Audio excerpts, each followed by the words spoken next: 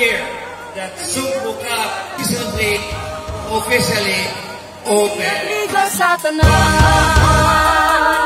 Sugbo Cup ipasikat mo.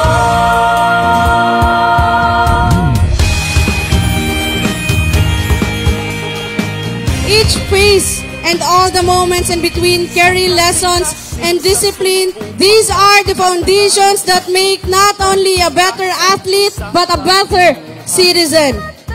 To our young players, this is your time. Embrace all the challenge, play with pride, but also with heart. Disiplina kada, sikong palaong nabuhi. Teamwork, leadership sa matagusa. Gani ang ligang nga muhulma sa kaumaunta. Sugbo Cup ang liga para sa tanan.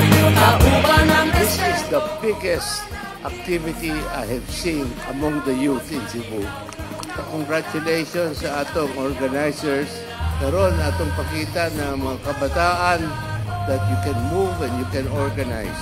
Digawot sa panahon, naklaro kayo, usahay di ta makasalig sa national government.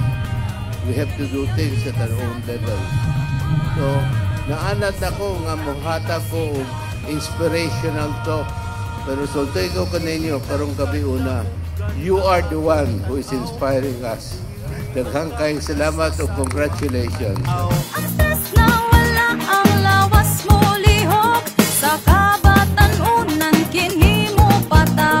Kalipay iyasong liderato sa kada hukbong makita ang pagtuo, barkadahan, pamilya ng katauhan. The Sugbo Cup is a celebration of all that is great about Cebu. Our talent, our heart, our energy, and our love for the community. To the athletes here, this is your time. Play with passion.